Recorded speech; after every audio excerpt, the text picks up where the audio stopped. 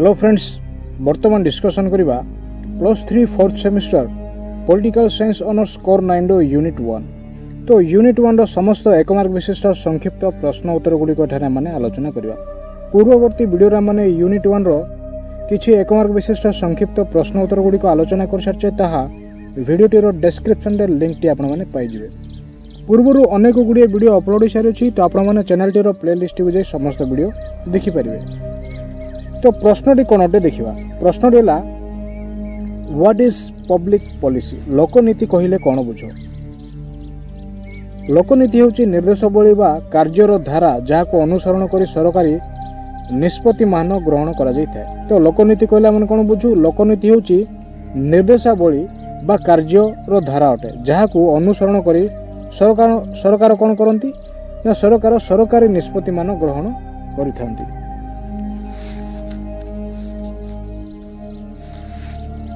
दुई नंबर प्रश्न है what is the first phase of public policy. लोकनीतिर प्रथम स्तर कौन दर्शाओ। लोकनीतिर प्रथम स्तर होची कार्य करिबा एवं मार्गदर्शिका बा लक्ष्य व उद्देश्यर घोषणानामा प्रस्तुत करिबा एवं से गुड़िकर अवलोकन करी नीति नियम मान निर्धारण करिबा। तो लोकनीतिर प्रथम स्तर कौन अटे। लोकनीतिर प्रथम स्तर होची कार्य करिबा एवं मार्गदर्शिका बा लक्ष्य व उद्देश्यर घोषणानामा प्रस्तुत करवा एवं से गुड़िकर अवलोकन करी नीति नियम मान निर्धारण करवा हेउची लोकनीतिर प्रथम स्तर गुड़िक अटे। 3 नंबर प्रश्नटी कौन अटे which is the first and foremost element for the formation of public policy.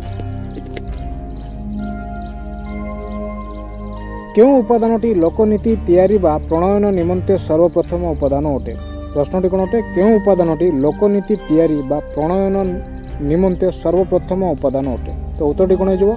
क्षमता उपादानटी लोकनीति तैयारी बा प्रणयन निमंते सर्वप्रथम उपादान अटे। तो कौन ना क्षमता हेउची लोकनीति तैयारी बा प्रणयन निमंते सर्वप्रथम उपादान अटे।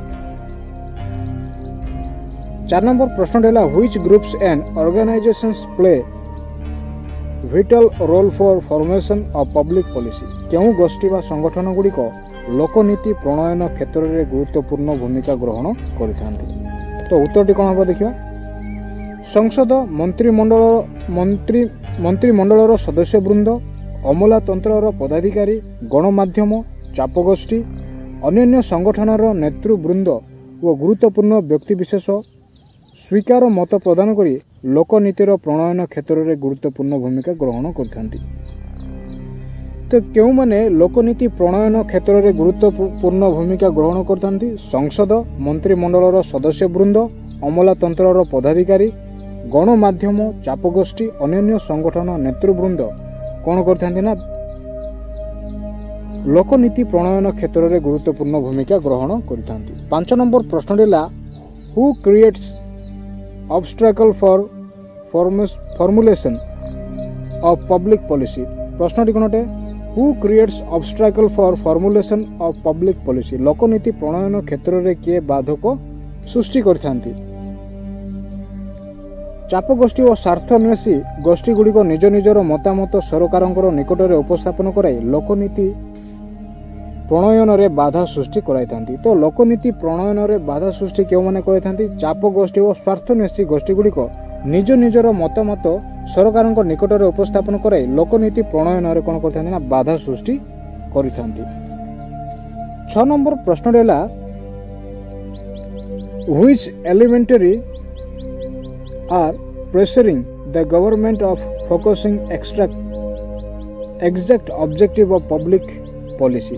6 नंबर प्रश्न कौन अटे। 6 नंबर प्रश्न है which elements are pressurising the government of focusing exact objectives of public policy. क्यों उपादान मान लोकनीतिर वास्तव दिग को गुरुत्वारोप करने निमंते सरकार उपर चाप प्रयोग करिथांती। स्वाधीन और निरपेक्ष गणमाध्यम सभा समिति धारणा आंदोलन प्रचार आदि उपादान मान लोकनीतिर वास्तव दिग को गुरुत्व आरोप करने निमंते सरकार उपर चाप प्रयोग करथांती। क्यों माने सरकार उपर चाप प्रयोग करथांती स्वाधीन और निरपेक्ष गणमाध्यम सभा समिति धारणा आंदोलन प्रचार आदि उपादान मान लोकनीतिर वास्तव दिग को ଗୁରୁତ୍ୱାରୋପ କରିବା ନିମନ୍ତେ ସରକାରଙ୍କ ଉପରେ ଚାପ ପ୍ରୟୋଗ କରିଥାନ୍ତି। 7 ନମ୍ବର ପ୍ରଶ୍ନଟି କ'ଣ ଅଟେ? Define the elements of implementation of public policy. ଲୋକନୀତି ରୂପାୟନ ଉପାଦାନମାନ ସମ୍ବନ୍ଧରେ ଦର୍ଶାଅ। ଆର୍ଥିକ ସମ୍ବଳ, ମାନବ ସମ୍ବଳ, ସମୟ, ଜ୍ଞାନ ଓ କାରିଗରୀ କୌଶଳ, ଦକ୍ଷ ଓ ଅଭିବୃଦ୍ଧି ଏବଂ ଉପଯୁକ୍ତ ଉପସଂଗଠନ ଲୋକନୀତି ରୂପାୟନର ଉପାଦାନ ଅଟନ୍ତି। ତ ଲୋକନୀତି ରୂପାୟନର ଉପାଦାନ ଗୁଡ଼ିକ କ'ଣ କ'ଣ ଅଟନ୍ତି? କ'ଣ କ'ଣ ଅଟେ? ଅର୍ଥ ସମ୍ବଳ, ମାନବ ସମ୍ବଳ, ସମୟ, ବିଜ୍ଞାନ ଓ କାରିଗରୀ କୌଶଳ, ଦକ୍ଷତା ଓ ଅଭିବୃଦ୍ଧି ଏବଂ ଉପଯୁକ୍ତ ଉପସଂଗଠନ ଲୋକନୀତି ରୂପାୟନର ଉପାଦାନ ଅଟନ୍ତି। 8 ନମ୍ବର ପ୍ରଶ୍ନଟି କ'ଣ ଅଟେ? Who is the main implementer of public policy. ଲୋକନୀତିର ମୁଖ୍ୟ ରୂପାୟନକାରୀ କିଏ ଅଟେ? ଲୋକ ପ୍ରଶାସନକୁ ଲୋକନୀତିର ମୁଖ୍ୟ ରୂପାୟନକାରୀ କୁହାଯାଇଥାଏ। ତ ଲୋକ ପ୍ରଶାସନକୁ କ'ଣ କୁହାଯାଇଥାଏ? ଲୋକନୀତିର ମୁଖ୍ୟ ରୂପାୟନକାରୀ କୁହାଯାଇଥାଏ। 9 ନମ୍ବର ପ୍ରଶ୍ନଟି ହେଲା how many models are used for analysing the public policy. ଲୋକନୀତିର ବିଶ୍ଳେଷଣ ନିମନ୍ତେ କେତୋଟି ନମୁନା ବ୍ୟବହାର କରାଯାଇଥାଏ? ତ ଲୋକନୀତିର ବିଶ୍ଳେଷଣ ନିମନ୍ତେ କେତେ ଗୋଟି ନମୁନା ବ୍ୟବହାର କରାଯାଇଥାଏ? ଲୋକନୀତିର ବିଶ୍ଳେଷଣ ନିମନ୍ତେ 3 ଗୋଟି ନମୁନାର ବ୍ୟବହାର କରାଯାଇଥାଏ। What is system model?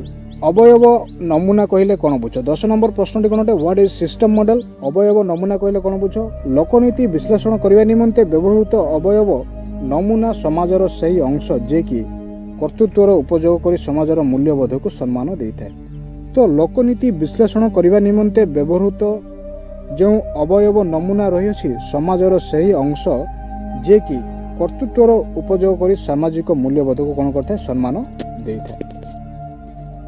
11 number ପ୍ରଶ୍ନଟି କ'ଣ ଅଟେ? What is institutional model? ଅନୁଷ୍ଠାନିକ ନମୁନା କହିଲେ କ'ଣ ବୁଝ? ପ୍ରଶ୍ନଟି କ'ଣ ଅଟେ? ଅନୁଷ୍ଠାନିକ ନମୁନା କହିଲେ କ'ଣ ବୁଝ? ଲୋକନୀତି ବିଶ୍ଳେଷଣ କରିବା ନିମନ୍ତେ ବ୍ୟବହୃତ ଅନୁଷ୍ଠାନିକ ନମୁନା ଅନୁସାରେ ବ୍ୟବସ୍ଥାପିକା, କାର୍ଯ୍ୟପାଳିକା, ନ୍ୟାୟପାଳିକା ଓ ରାଜନୀତି ଦଳ ଆଦି ସହକାରୀ ଅନୁଷ୍ଠାନ ଗୁଡ଼ିକ ହିଁ ଲୋକନୀତି ପ୍ରଣୟନ ରୂପାୟନ କରିବା କ୍ଷେତ୍ରରେ ମୁଖ୍ୟ ସହାୟକ ହୋଇଥାନ୍ତି। ତ ଅନୁଷ୍ଠାନିକ ନମୁନା କ୍ଷେତ୍ରରେ ମୁଖ୍ୟ ସହାୟକ କେଉଁମାନେ ହୋଇଥାନ୍ତି?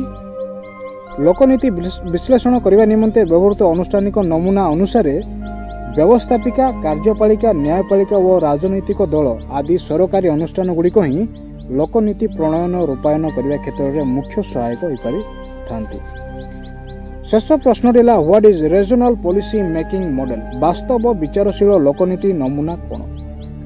ଅନେକ ପସନ୍ଦ ମଧ୍ୟରୁ ସର୍ବୋତ୍ତମ ପସନ୍ଦକୁ ବାଛି କାର୍ଯ୍ୟକାରୀ କରାଇବା ସରକାରୀ ଉଦ୍ୟମକୁ ବାସ୍ତବ ବିଚାରଶୀଳ ଲୋକନୀତି ନମୁନା କୁହାଯାଏ। ତ ବାସ୍ତବ ବିଚାରଶୀଳ ଲୋକନୀତି ନମୁନା କହିଲେ ଆମେ କ'ଣ ବୁଝୁ? ଅନେକ ପସନ୍ଦ ମଧ୍ୟରୁ ସର୍ବୋତ୍ତମ ପସନ୍ଦକୁ ବାଛି କାର୍ଯ୍ୟକାରୀ କରାଇବା ପ୍ରକ୍ରିୟାକୁ ସରକାର କ'ଣ କରିଥାନ୍ତି? ନା ଉଦ୍ୟମ କରିଥାନ୍ତି। ତ ସରକାରୀ ଉଦ୍ୟମକୁ ବାସ୍ତବ ବିଚାରଶୀଳ ଲୋକନୀତି ନମୁନା କୁହାଯାଇଥାଏ।